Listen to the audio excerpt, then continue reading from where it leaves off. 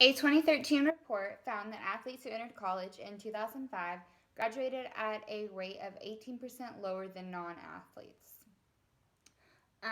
My sources that I used for this speech is newhaven.edu, theathlete.org, and I also got some from the Fox News and Indy Star.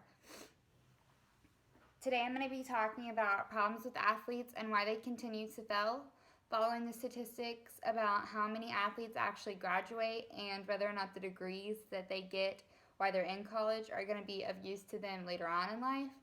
And lastly, how they get away with things like doing drugs and teachers and professors giving them grades for eligibility that they didn't deserve.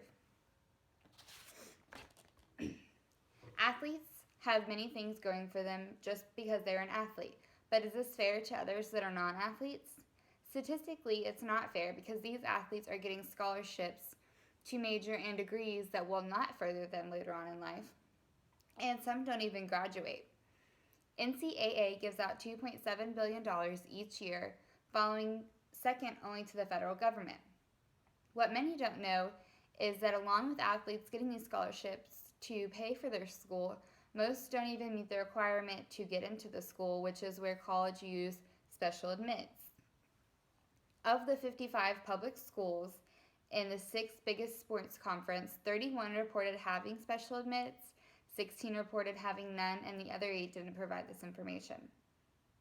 With special admits, it allows these students to go to the school no matter their SAT or ACT scores or even their GPA.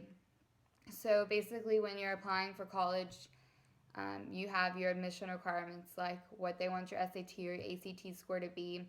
And most of the time, colleges won't even look at your application if you don't meet those scores. For athletes, it's different. They use these special admits, and it doesn't matter whether or not that athlete meets that school's admission requirements. It's kind of based on like if they get a scholarship, then they go there to play football or basketball, then that's fine. So essentially, this isn't fair to students that are non-athletes that didn't get into school because they didn't meet those requirements, but then you have athletes that did get in even though they still didn't meet the requirements.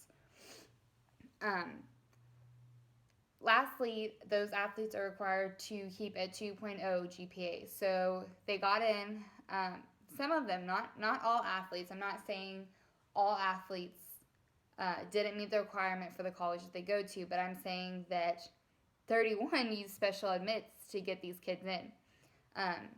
So they get in with the scholarship, and then they only have to keep a 2.0 GPA requirement to be eligible for their scholarship and to play. So that's not very high. A 2.0 is not very high.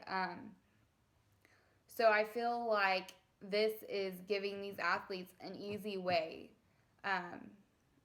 of getting out of different things like the admissions process of college and making good grades in college or striving for better than a 2.0 because their mindset is I just need a 2.0 to play, that's what I'm going to get.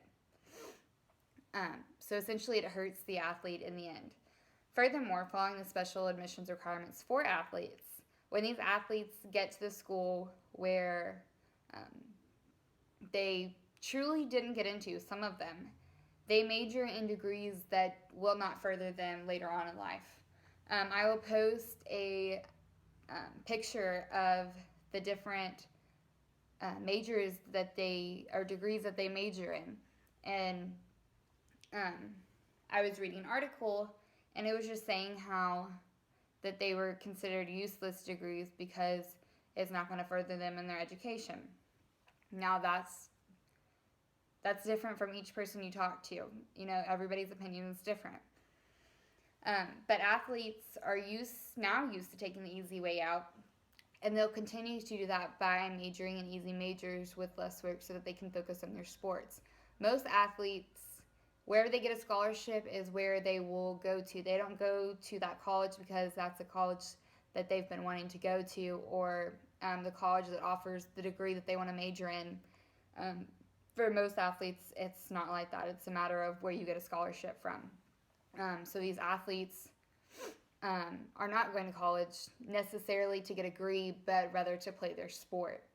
High schools also play a big role in this because teachers in high school give athletes grades that they didn't deserve, so they are eligible to play. Most people say, well, that's not a big deal, it's just high school. But what also most people don't know is that if you're if you're in the top 10% of your high school class, you are automatically accepted into most colleges. Um, so I mean, in the end, it is a big deal because if they were just given these grades their whole high school career and they're now top 10%, they're getting into a college where they're assuming that they're top 10% and that they're assuming that they got there by making those grades on their own and not cheating or just being handed those grades, but it's not true. And again, I'm not saying this for every athlete out there. I'm not saying every athlete is the same, but some of them, this is their way for different things. So, and most of the time, the teachers give these athletes these grades so that they're eligible to play. I have seen this firsthand. My teacher, my English teacher, he's actually a coach, and one day he was putting in grades, and he said, "Well, this kid's an athlete. I can't fail him, or I'll have, so and so coach up here griping me out because I just failed their student, and now their student can't play or their athlete can't play." So I've seen it firsthand. It's not just something that I'm just talking down upon. With everything that I have previously mentioned, this gives athletes a mindset of I can do whatever I want and I can get away with it because I'm an athlete. For the most part, I've seen this a lot. Most athletes, they will sit there and not do their work, but they know that the teacher is not going to fail them. And I have read about it in articles online, and it's been the same way for college, and I've seen it in college as well. And a lot of them get away with things pertaining to the law because, like, more of the well-known athletes, they will get away with different things even though they broke the law. Lastly, as I previously mentioned about athletes' mindsets doing what they want because they're, special privileged, they start getting into trouble and they will continue to get into trouble because they can always get out of it. For the big athletes, there usually are no true repercussions for their actions. And this goes for law, as I mentioned earlier, as well as with drugs, and which has become a big problem with athletes, not just in college or the NFL, but also with high school. And I know that many high schools are now drug testing, and MISD is one of them, and they will start next year. So there are many athletes that get caught or fail drug tests, but the team keeps it quiet so that athlete can still continue to play. And this has been seen many times in big college sports. So, and not only college, but the NFL. And they continue to do these drugs because they're not getting in trouble. There's no repercussions for what they are doing. So they will continue to do it. You will continue to do something until you get in trouble for it. That's human nature. So in summary, I talked about why it is that athletes statistically continue to fail, as well as how many athletes graduate, and if their degrees are to benefit them later on in life, as well as how everything adds up to a mentality of being able to get away with certain things